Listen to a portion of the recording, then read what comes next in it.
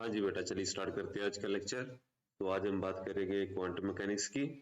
सो आपके सामने क्वेश्चन दिया हुआ है बेटा, मास्टर का ड्रग है। So if psi is a normalized wave function of the Schrodinger wave equation and Q is an operator of corresponding to any physical observable x, the quantity psi star Q psi must be may be integrated to obtain। तो हमारे पास एक question दे रखा है जिसमें Sai star Q Sai का हमें पूछा गया है कि अगर इसको इंटीग्रेट वगैरह करोगे तो आपके पास क्या निकल के आएगा। तो पहला ऑप्शन है बेटा नॉर्मलाइजेशन कांस्टेंट फॉर साई। पहली बात तो हमें पहले ही बता दिया गया है कि इस क्वेश्चन के अंदर कि आपके पास जो सोल्यूशन रहेगा वो कैसा रहेगा। तो आपके पास जो आंसर है उसको हम डायरेक्टली यहाँ से जज कर सकते हैं, जैसे like Sai star Q Sai आपके पास पूछा गया है। तो हमें पहले ही बता दिया गया कि जो वेव फंक्शन है दैट इज नॉर्मलाइज्ड, मतलब ठीक है जी। तो टोटल प्रोबेबिलिटी कितनी रहेगी बेटा, it should be equal to 1। तो नेट प्रोबेबिलिटी हमारी 1 के बराबर होनी चाहिए। तो साई स्टार साई जो पहले बता दिया गया नॉर्मलाइज्ड है, तो उसकी वजह से हमें कोई प्रॉब्लम नहीं आएगी। तो it should not be normalisation constant. ठीक है जी। तो यहाँ पे नॉर्मलाइजेशन कांस्टेंट नहीं फाइंड आउट करेंगे। तो अगर आपके पास जैसे आपने पहले ही पढ़ रखा होगा कि अगर आपके पास साई स्टार साई प्रोबेबिलिटी 1 नहीं आती है तो प्रोबेबिलिटी जो वेव फंक्शन जो है नॉर्मलाइज नहीं रहता है। तो वहां से आप नॉर्मलाइजेशन कांस्टेंट वगैरह कैलकुलेट करते हो, जस्ट लाइक जैसे आपके पास होता है मोस्ट ऑफ द टाइम आप सॉल्व करने की कोशिश करते हो कि पार्टिकल इन बॉक्स की प्रॉब्लम होती है A sine n pi x by L वाला फैक्टर होता है, वहां से आप क्या करते हो ए की वैल्यू निकालने की कोशिश करते हो, बिकॉज ये नॉर्मलाइज नहीं है। जब तक नॉर्मलाइजेशन नहीं होगी तब तक प्रॉपर वेव फंक्शन नहीं आएगा। तो वो आप निकालने की कोशिश करते हो, आपको पता ही होता है क्या इसका आंसर क्या आता है, it turns out to be square root 2 by L. ऐसा कुछ नंबर आपके पास निकल के आता है। तो वो चीज आप वहां पे टेक केयर करते हो। लेकिन यहाँ पे ऑलरेडी बता दिया गया है कि जो वेव फंक्शन आपका नॉर्मलाइज है तो आपको पहले वाली ऑप्शन ऑटोमेटिकली जीरो हो जाती है, मतलब ये वाला काम हमारा यहाँ पे नहीं चलेगा, पहली ऑप्शन गलत है। दूसरी ऑप्शन हमारे पास special overlap of the wave function with psi, ये भी यहाँ पे नहीं आएगा। ठीक है जी। तो स्पेशल ओवरलैप अलग चीज हो जाती है बेटा। ठीक है, दो ट्रांजिशन लेवल्स के बीच में अगर ट्रांजिशन हो रही है किसी ऑपरेटर के थ्रू तो वो अब अलग चीज हो जाती है।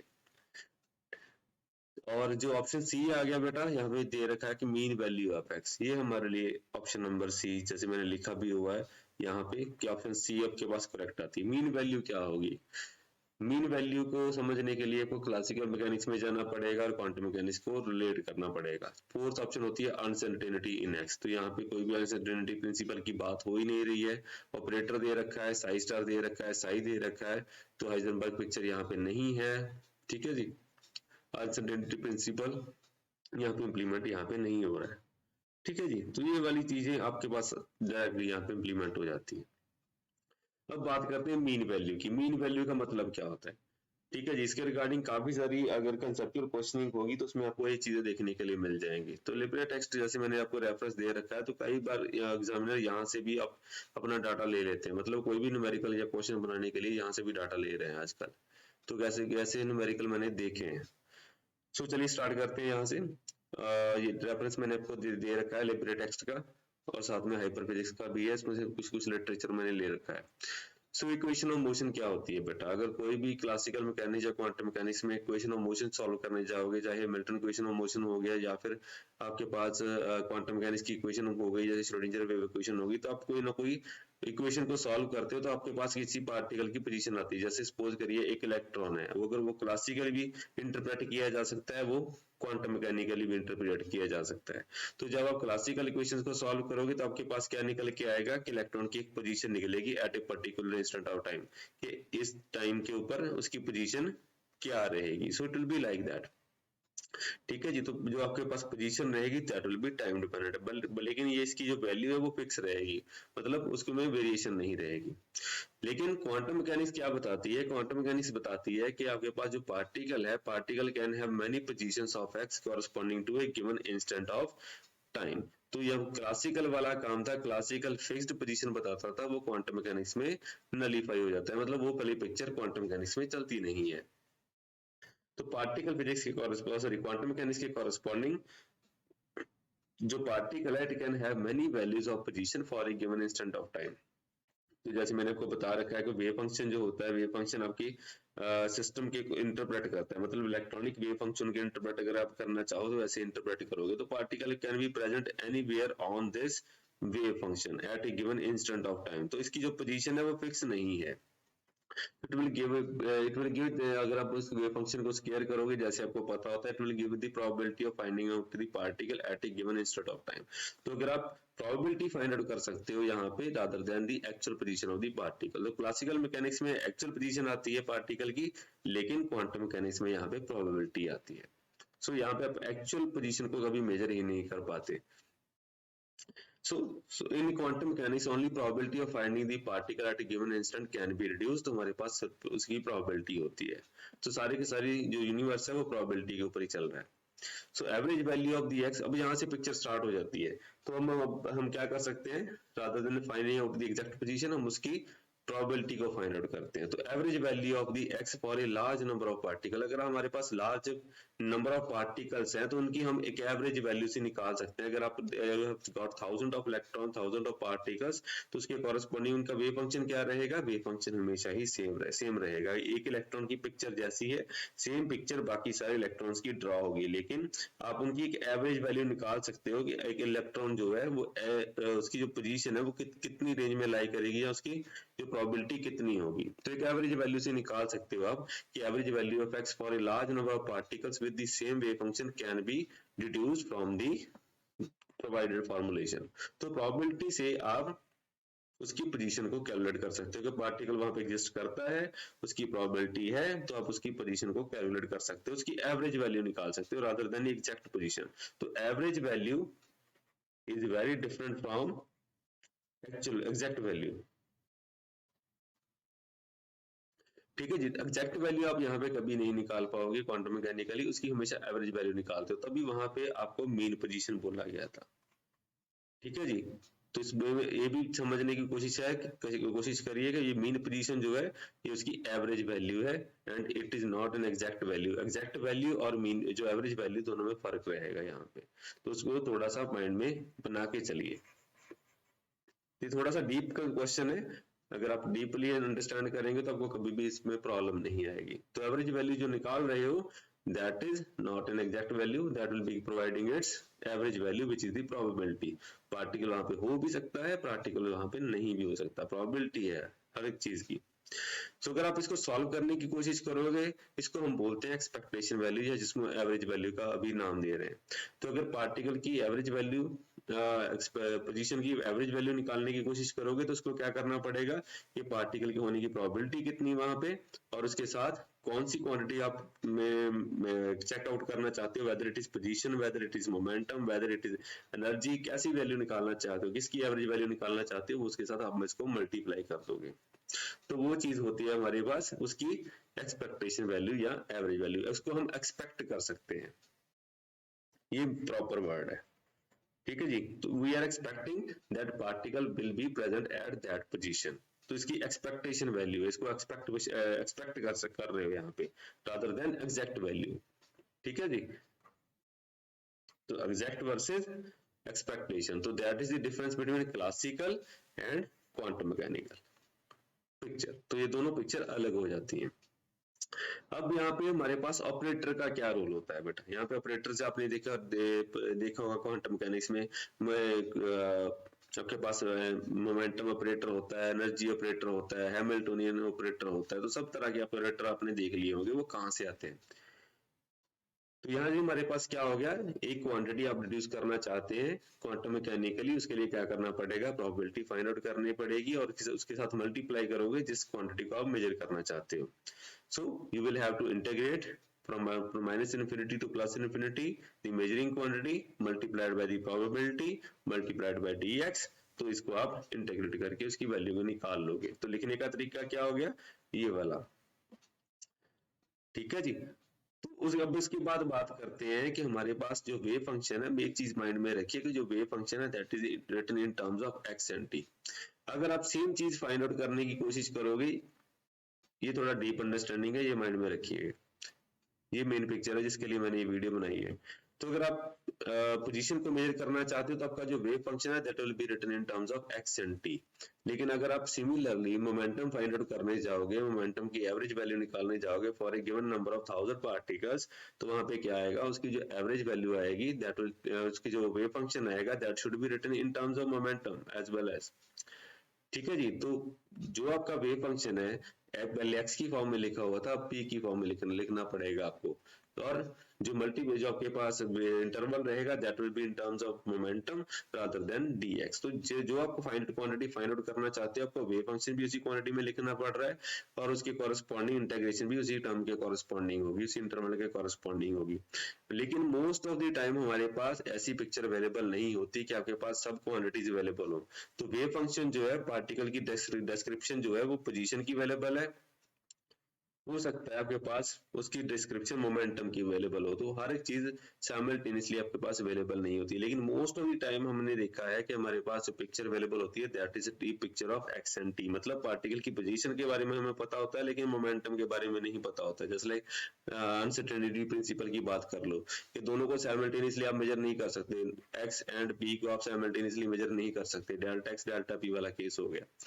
ठीक है जी। तो अगर आप इन दोनों को साइमल्टेनियसली मेजर नहीं कर सकते तो आप इनके दोनों वेव फंक्शन आपको साइमल्टेनियसली नहीं पता चलेंगे, तो सीधी सी बात होगी। तो वेव फंक्शन आपके पास पहुंच गया, वेव फंक्शन आपके पास है साई ऑफ एक्स टी, आप मेजर करने जा रहे हो momentum, that is not the right thing. तो अब आपको क्या करना पड़ेगा, अपनी पिक्चर को थोड़ा सा मोल्ड करना पड़ेगा कि मोमेंटम को आप क्या करोगे, you will be writing your momentum in terms of x. Momentum को आपको x की फॉर्म में लिखना पड़ेगा। तो आपको क्या करना पड़ेगा, जो पोजीशन की डायरेक्शन है उसी डायरेक्शन में आपको मोमेंटम ऑपरेटर ढूंढना पड़ेगा। मतलब momentum should be written down in terms of x, और you can say momentum should be find out along the direction of x। तो मोमेंटम को x की डायरेक्शन के लॉन्ग उसकी वैल्यू आपको पता होनी चाहिए, तभी इस पिक्चर को आप यूज कर पाओगे to find out the average value और expectation value. That is the main point. ये चीज अपने माइंड में रखिए। ठीक है। तो ऑपरेटर का मतलब क्या हो गया कि अगर आपके पास एक वेव फंक्शन दिया हुआ है which is written in terms of x and t and you are trying to find out what is the momentum, then you have to find out what is the momentum operator in the direction of x rather than calculating out the wave function in terms of p and t। ठीक है जी। सो मैंने लिखा भी हुआ, however if one knows only psi x of t rather than psi p of t then we can find out by using the momentum operator। तो हमें इसका operator ढूंढना पड़ता है, ये चीज जरूरी है। सो मैंने पहले क्या लिखा था, होना क्या चाहिए था, यहाँ पे ये चीज होनी चाहिए थी, लेकिन हमारे पास ये चीज नहीं है। तो आप इसको क्या करोगे, कन्वर्ट कर लोगे साई ऑफ एक्स टी में, लेकिन ऑपरेटर को जो आपने ढूंढना पड़ेगा पी ऑफ एक्स ऑपरेटर ढूंढना पड़ेगा आपको, which will be in the direction of x. तो momentum operator in terms of x अगर आप ढूंढने जाओगे that will be minus iota h bar curl by curl x. तो ये मेन पिक्चर हो गई। तो मोमेंटम ऑपरेटर का रोल यहाँ पे स्टार्ट हो जाता है, इसलिए हम इसको इस फॉर्म में लिखा जाता है। तो ऑपरेटर फॉर्म हम इसलिए लिखते हैं बेटा। तो मोमेंटम ऑपरेटर के कॉरेस्पॉन्डिंग अगर आप अगर मोमेंटम के कॉरेस्पॉन्डिंग आप एक्सपेक्टेशन वैल्यू फाइंड आउट करने चाहोगे तो उसके कॉरेस्पॉन्डिंग आपको उसका ऑपरेटर ढूंढना पड़ेगा। अगर अगर पी ऑफ एक्स की वैल्यू ढूंढने जाओगे तो पी ऑफ एक्स के कॉरेस्पॉन्डिंग मोमेंटम ऑपरेटर ढूंढना पड़ेगा। अगर वाई की कॉरेस्पॉन्डिंग जाओगे तो y x momentum p y के कॉरेस्पॉन्डिंग उसका मोमेंटम ऑपरेटर ढूंढना पड़ेगा। तो उसके कॉरेस्पॉन्डिंग क्या होगा, अगर it will be given by curl by of type of thing। तो मोमेंटम ऑपरेटर आपको ढूंढने पड़ेंगे along that direction, जिस डायरेक्शन में आप फाइंड आउट करने की कोशिश कर रहे हो। तो वो चीज मेन हो जाती है कि मोमेंटम ऑपरेटर अगर आपको नहीं पता फिर आप कुछ नहीं कर पाओगे। सिमिलरली नॉट ओनली मोमेंटम, आप काफी सारे यहाँ पे ऑपरेटर होते हैं, जैसे एनर्जी ऑपरेटर होता है। एनर्जी ऑपरेटर क्या होता है बेटा, ये हमारे पास हैमिल्टोनियन होता है, उसकी पिक्चर आपको पता होनी चाहिए। ठीक है जी। जैसे मैंने फ्री पार्टिकल के लिए हैमिल्टोनियन बताया था, फ्री पार्टिकल अगर नहीं है तो पोटेंशियल एनर्जी भी साथ में आ जाएगी। अगर मोमेंटम ऑपरेटर है तो minus iota h cross curl by curl x, ये वाला भी हो गया। तो उसके साथ आपके पास काइनेटिक एनर्जी हो जाती है। काइनेटिक एनर्जी का ऑपरेटर भी आप ढूंढ सकते हो। काइनेटिक एनर्जी क्या होती है बेटा? Kinetic energy is P square divided by 2m। अगर आप एक्स एक्स की बात कर रहे हो, एक्स डायरेक्शन की बात कर रहे हो, तो minus iota H bar curl by curl x, तो ये चीज आपका होल स्क्वायर कर दोगे, साथ में 1/2m आ जाएगा। तो वो चीज आप यहाँ पे लेके चल सकते हो। ठीक है जी, तो काइनेटिक एनर्जी का ऑपरेटर आप यहाँ पे लगा के चल सकते हो। अगर मोमेंटम ऑपरेटर पता है तो काफी सारी प्रॉब्लम्स आपकी ऐसे ही सॉल्व हो जाती हैं। तो उसके बाद आता है Z component of angular momentum, इसका भी अलग से ऑपरेटर होता है। तो ये ऑपरेटर्स आपको रिमेम्बर रखने पड़ते हैं so that you can easily calculate your stuff. तो अगर आपको कोई भी एक्सपेक्टेशन वैल्यू के रिगार्डिंग क्वेश्चनिंग हो जाती है, अगर आपको सिर्फ इंटेग्रल ही सॉल्व करना है, दैट्स वेल एंड गुड। आपने सिर्फ न्यूमेरिकल सॉल्व करने के लिए +2 की इंटीग्रेशन लगानी है, उसमें आपको मार्क्स मिल जाएंगे। लेकिन अगर आपको कंसेप्चुअल क्वेश्चन पूछ लिया जाता है, उसमें आपको थोड़ा सा ध्यान रखना पड़ेगा, जैसे मैंने यहाँ पे बता दिया। तो हो सकता है एग्जाम में आपको जो क्वेश्चनिंग हो इसके रिगार्डिंग डायरेक्टली क्वेश्चन आ जाए नेक्स्ट टाइम। तो मोमेंटम ऑपरेटर को अगर आप कैसे लिखोगे, तो वहां पे अगर आप वेव फंक्शन जो है वो p ऑफ t की फॉर्म में लिखा हुआ है, तो सीधा सीधा क्वेश्चन चलेगा, उसको p के साथ आप डिनोट कर पाओगे, जैसे आपने x के साथ डिनोट किया था, जैसे यहाँ पे। तो अगर आप मोमेंटम ऑपरेटर की मोमेंटम के कॉरेस्पॉन्डिंग अगर आप उसकी एक्सपेक्टेशन वैल्यू की कैलकुलेशन करने जाओगे, तो it can be simply written down like this thing. ठीक है जी, तो सिंपली आप इस फॉर्म में लिख सकते हो। लेकिन अगर आपने आपकी जो प्रोबेबिलिटी पता है, जो पे फंक्शन पता है, that is written in terms of psi of x t, तो फिर आप फंस गए। फिर आपको अलग फॉर्म में वहां पे इंटरप्रेट करना पड़ेगा, मोमेंटम को लिखना पड़ेगा एक्स की फॉर्म में, फिर आप उसको कैलकुलेट करोगे। तो these two are different forms of the calculations for the momentum operator. Momentum के कॉरेस्पॉन्डिंग अगर उसकी एक्सपेक्टेशन वैल्यू ढूंढने जाओगे, तो आपको अलग अलग तरीके से उसको इंटरप्रेट करना पड़ेगा। तो दोनों में से कोई भी आपको क्वेश्चनिंग हो सकती है। It may be corresponding to numerical values, it may be corresponding to your conceptual values. तो इसको आप थोड़ा सा माइंड में रख के चलिए। ठीक है जी, तो बाकी सारा पार्ट हमारा हो चुका है। क्वेश्चन जो था वो भी मैंने आपको सॉल्व करके बता दिया कि जो क्वेश्चन में आपको पूछा गया था Sai star Q of Sai, तो अब आपको यह पता है कि ऑपरेटर पूछा गया है, Q इज एन ऑपरेटर, तो ऑपरेटर ऑलरेडी पता हो गया। Corresponding to the physical observable कौन सा हो गया जिसकी वैल्यू आप मेजर कर सकते हो, x, तो उसके कॉरेस्पॉन्डिंग क्वांटिटी में भी इंटेग्रेटेड, इसकी इंटेग्रेशन कर सकते हैं आप। ठीक है, डिपेंड करेगा ये d ऑफ x बना। ठीक है जी, जब मोस्टली आप लोग ऑब्जर्वेबल एक्स पूछ लिया गया तो डी ऑफ एक्स ही बनेगा।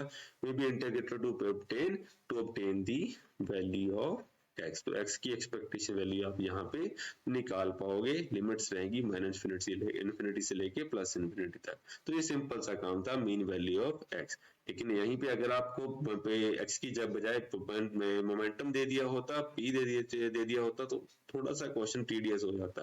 फिर आपको जो वेव फंक्शन है उसकी फॉर्म भी पता होनी चाहिए थी, तो वेव फंक्शन किस फॉर्म में लिखा हुआ है, तो वो थोड़ा सा डीप कंसेप्चुअल क्वेश्चन हो जाता है। ऐसे न्यूमेरिकल आपको एग्जाम में आ जाते हैं।